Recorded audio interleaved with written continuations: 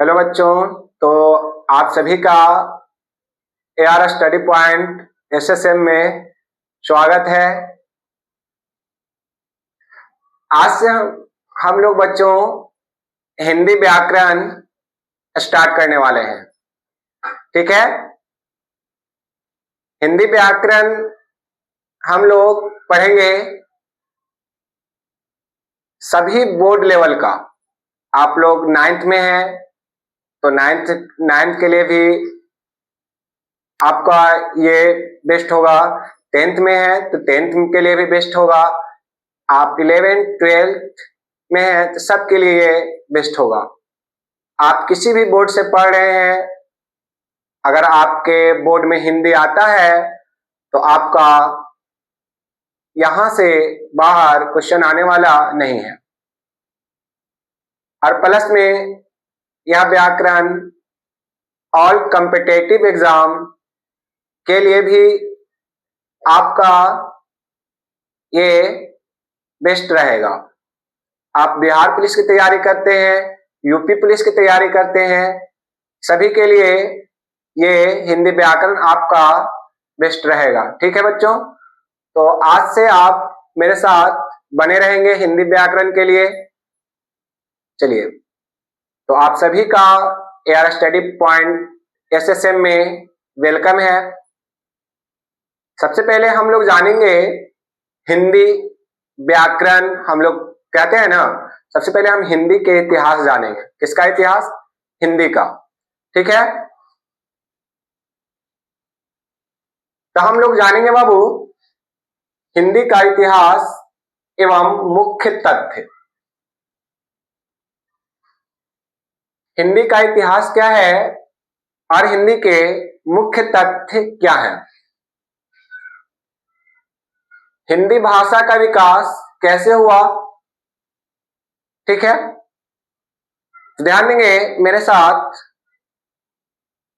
आप सभी लोग जो भी जुड़ चुके हैं बाबू, तो आप सभी से एक रिक्वेस्ट है कि आप सब पेन कॉपी साथ में लेकर बैठे।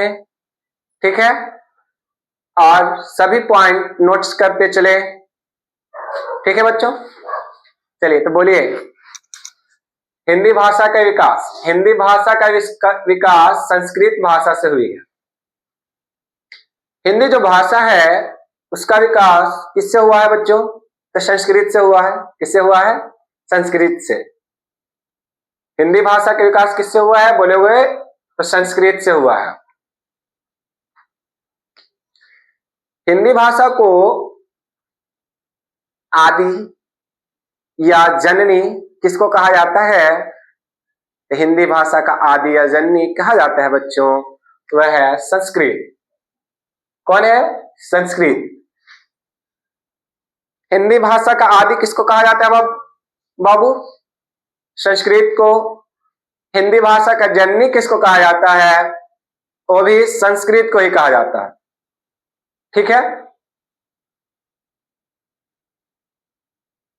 अब ध्यान देंगे हम लोग कि संस्कृत जो है, किस संस्कृत से क्या विकसित हुई, हिंदी कैसे आया हम लोग के पास संस्कृत से।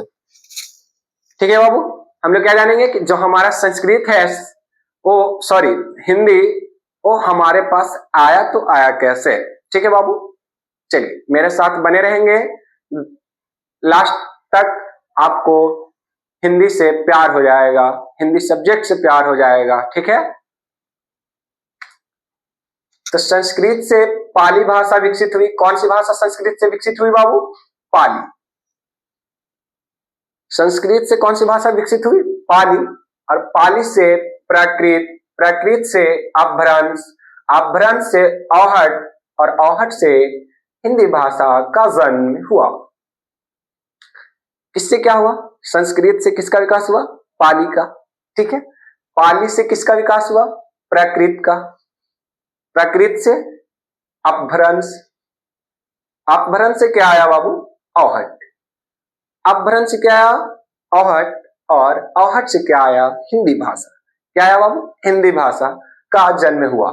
तो ध्यान रखेंगे, औहट से हिंदी भाषा का जन्म हुआ।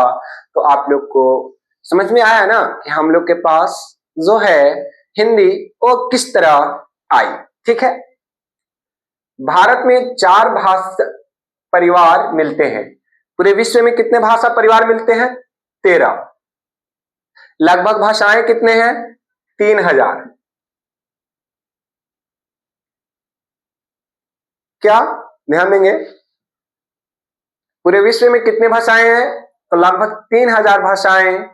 और 3000 भाषाएं कितने परिवार के हैं? 13 परिवार के। पूरे विश्व में कितने भाषा के परिवार हैं बाबू? 13। और भारत में कितने हैं? 4। भारत में कितने हैं? 4। ठीक, भारत में 4 भाषा परिवार मिलते हैं। बहुरूपीय, द्रविड़, ऑस्ट्रिक व चीनी तिब्बती। भारत में कितने भाषाएं परिवार है बाबू? 4। कौन कौन? मेरे साथ बोलोगे। बहुरूपीय, कौन बाबू? बहुरूपीय।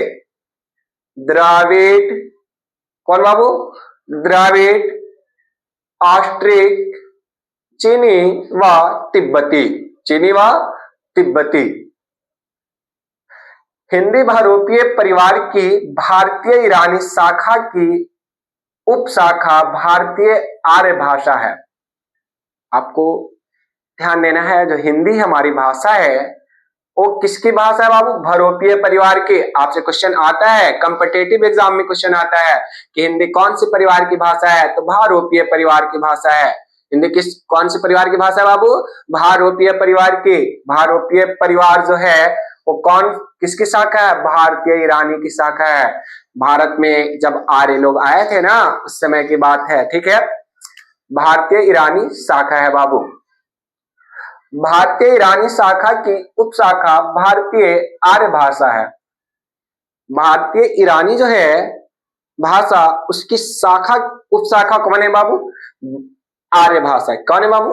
आर्य। ठीक है, तो इतना हो गया होगा। तो आप लोग स्क्रीनशॉट ले लेंगे। थोड़ा हम हट जाते हैं, ठीक, और उसके बाद आप लोग क्या करिएगा? नोट करेंगे। ठीक है, चलिए।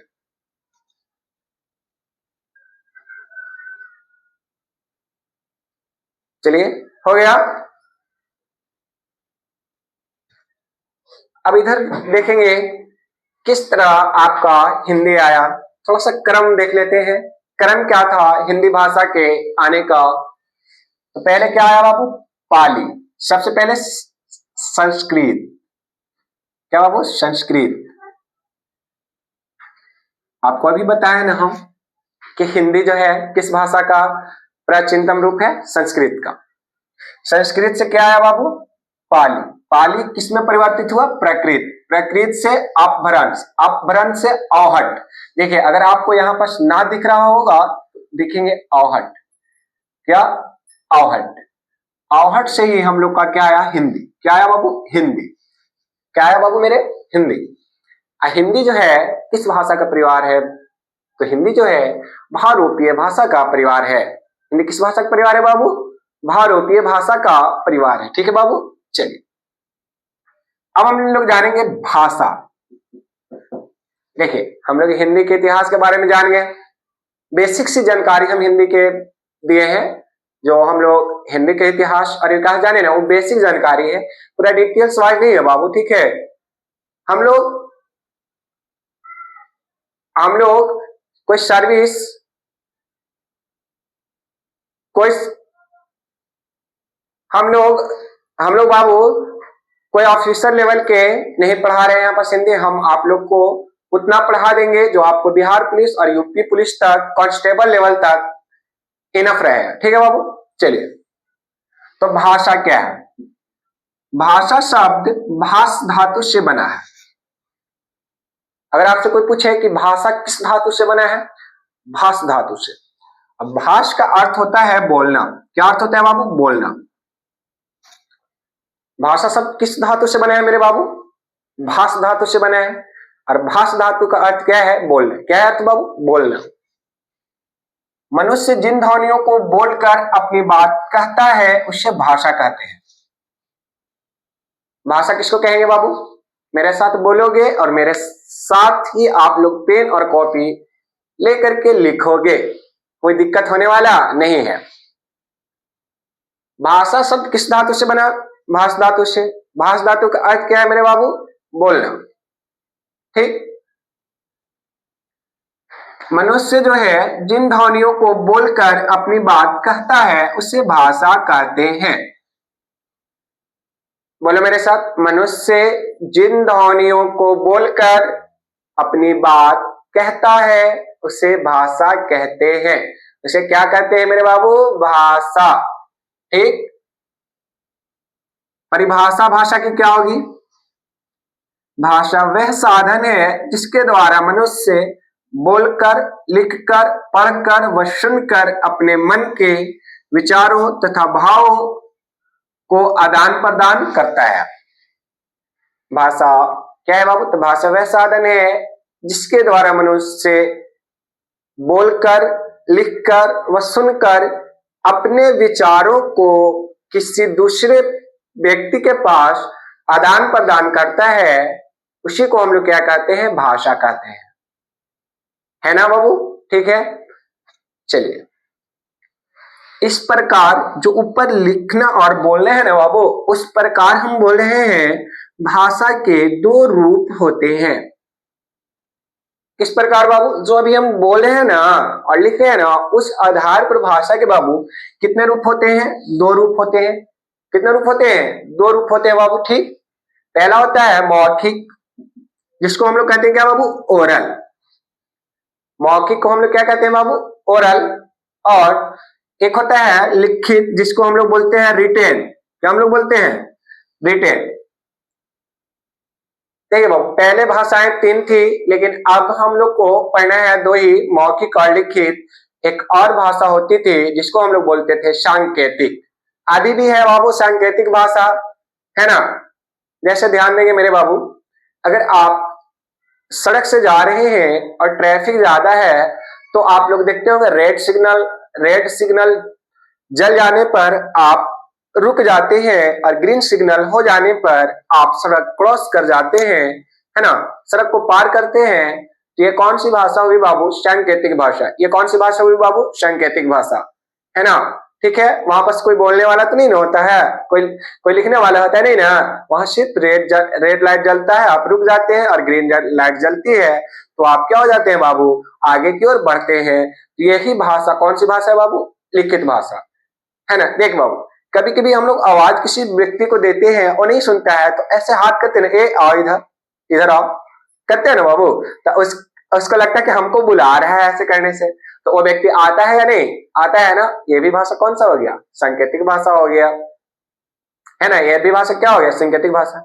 अब बच्चों क्या कर रहे हैं? देखो, अब हम ऑफ क्लास में पढ़ा रहे हैं, क्लास में पढ़ाते पढ़ाते बच्चे हल्ला कर रहे हैं, हम सिर्फ उंगली ऐसे रखते हैं मुंह पे तो बच्चे क्या हो जाते हैं? चुप हो जाते हैं।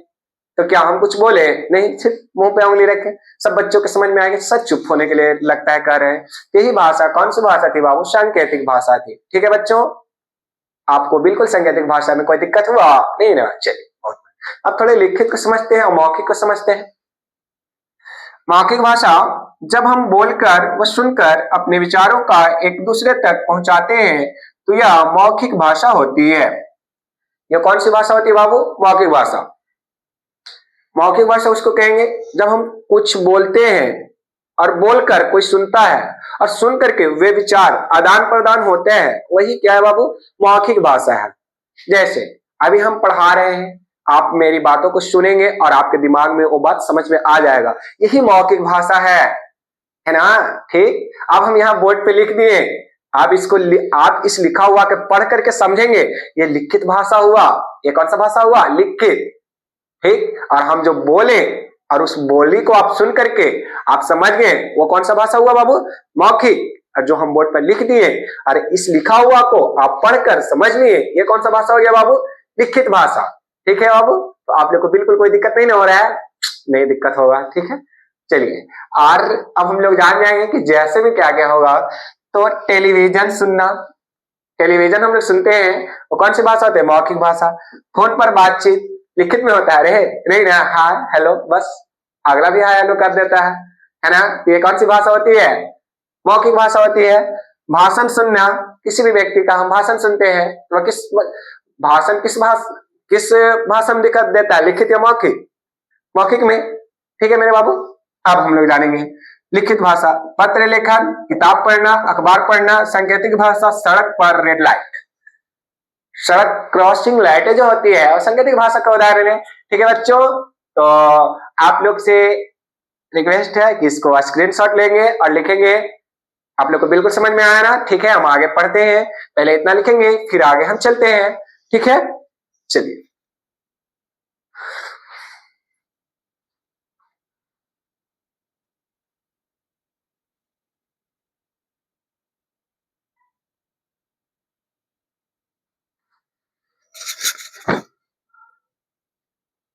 तो हम लोग अभी बच्चों हम सभी पढ़े थे भाषा के प्रकार। ठीक है बच्चों, तो भाषा के प्रकार में हम लोग क्या पढ़े थे बच्चों? लिखित भाषा, मौखिक भाषा और सांकेतिक भाषा। यहां तक हुआ था ना? ठीक, तो अब आगे हम बढ़ते हैं और देखेंगे बोली क्या है। क्या बाबू? बोली। बोली जो है भाषा का वह क्षेत्रीय या स्थानीय रूप है जो किसी विशेष स्थानीय क्षेत्र में समुदाय के लोग बोलते हैं, उसे बोली कहते हैं। है ना बाबू? बोली क्या है? बोली एक विशेष क्षेत्र में बोले जाने वाले बस भाषा है ना?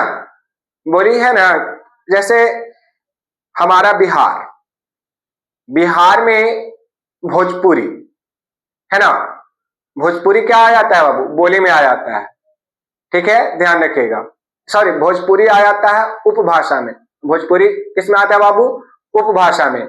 और एक हम लोग अपने रहने सहने में कोई बात करते हैं ना, वही हम लोग क्या होता है? बोली।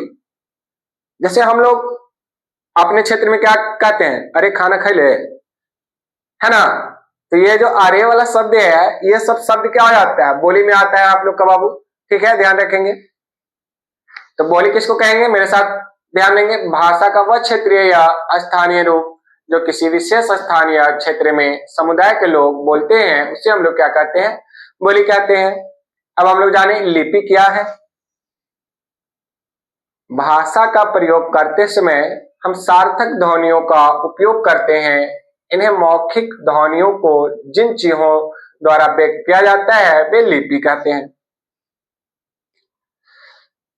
देखिए, भाषा हम लोग शॉर्ट में पहले बोल लेते हैं। क्या बाबू?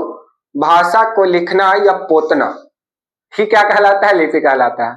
शॉर्ट में हम लोग क्या जानेंगे? भाषा को लिखना और पोतना क्या कहलाता है? लिपि। लेकिन हम लोग परिभाषा के दृष्टि से देख लेंगे। भाषा का प्रयोग करते समय हम सार्थक ध्वनियों का उपयोग करते हैं। इन्हीं मौखिक ध्वनियों को जिन चिन्हों द्वारा व्यक्त किया जाता है उसे लिपि कहते हैं। उसे हम लोग क्या कहते हैं? लिपि। तो हर भाषा की लिपि अलग अलग है। तो आज हम लोग जानेंगे लिपि के बारे में। किसके बारे में जानेंगे बाबू? लिपि के बारे में। कॉपी लिए हो ना, और पेन साथ में नोट कर रहे हो? नोट कर लो। ठीक, हिंदी व संस्कृत भाषा की लिपि क्या होता है बाबू? देवनागरी। क्या होता है बाबू? देवनागरी। मेरे साथ बोलोगे भी और लिखोगे भी। हिंदी व संस्कृत भाषा की लिपि क्या होता है बाबू? बोलेंगे देवनागरी होता है। क्या होता है बाबू हिंदी व संस्कृत भाषा की लिपि? देवनागरी। क्या होता है बाबू? देवनागरी। अंग्रेजी भाषा की लिपि क्या होता है बाबू? रोमन। अंग्रेजी भाषा की लिपि क्या होता है बाबू? रोमन। क्या होता है? रोमन। पंजाबी भाषा की लिपि क्या होता है बाबू? गुरुमुखी। क्या होता है? गुरुमुखी।